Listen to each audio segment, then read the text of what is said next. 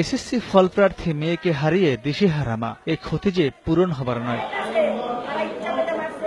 স্বজনরা জানান, মার্চের 18 তারিখে সড়ক দুর্ঘটনায় মাথায় আঘাত পাওয়ার পর এসএসসি পরীক্ষার ফলপ্রার্থী আইভিকে ভর্তি করা হয় মহাখালীর মেট্রোপলিটন মেডিকেল সেন্টারে। সেখানে আইসিইউতে রেখে 15 দিন চিকিৎসা দেওয়ার পরও অবস্থার কোনো উন্নতি না হয় রোববার রাতে আইভিকে সোহরাওয়ার্দী হাসপাতালে পাঠানোর সিদ্ধান্ত নেয় পরিবার। তখনই মেট্রোপলিটন হাসপাতালের চিকিৎসকরা তাকে মৃত ঘোষণা করেন। তবে অন্য চিকিৎসকদের বরাত দিয়ে স্বজনরা দাবি করেন, আইভি 3 দিন আগেই মারা গেছে। আমার মাইয়া 3 দিন ধরে আজকে লড়ে না।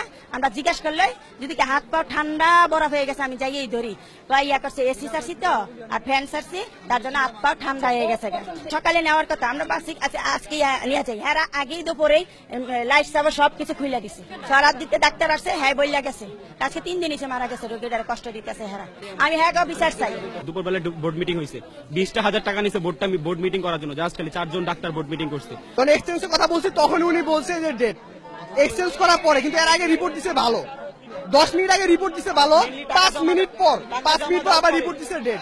মেট্রোপলিটন হাসপাতালে আগেও এই ধরনের ঘটনা ঘটেছে বলে দাবি স্থানীয়দের। এটা প্রত্যেক নিহত এটা হচ্ছে। আমাদের স্কুলে একই স্কুলের টিচারও একইভাবে মৃত্যুবরণ করছে। ওনারা একইভাবে খামখেয়ালি ভাবে এরকম হেওয়াপনা করছে। আমাদের বিভিন্ন ধরনের টাকা পয়সা ওনারও লাশ আটকায় রাখছিল। আমাদের অভিযোগ একটাই এখানে, যে 3 দিন আগে রোগীটা মারা গেছে, আজকে আবার নতুন করে কেন তারা বোর্ড মিটিং করলো, আর কেন টাকা নিল, কেন তারা আমাদেরকে জানাইলো।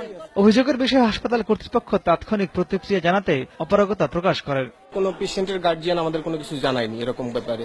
এখন আপনাদেরকে জানাইলে আমি ঠিক বলতে পারবো না। আমাদের এখানে যতটুকু কথা বলা হয়েছে, পেশেন্ট রিলিজও করা হয়েছে, ওনারা চলে যাবে বলছে কিছু সময় পরে। আইসিইউ থেকে হয়তো বা কিছু সময় পরে ডিসাইড করে নিয়ে যাবে লাস্টে। রাজধানীর নাখালপাড়ার হোসেন আলী উচ্চ বিদ্যালয় থেকে এবছর এসএসসি পরীক্ষা দিয়েছে আইভি। মাহমুদ রাকিব, সময় সংবাদ, ঢাকা।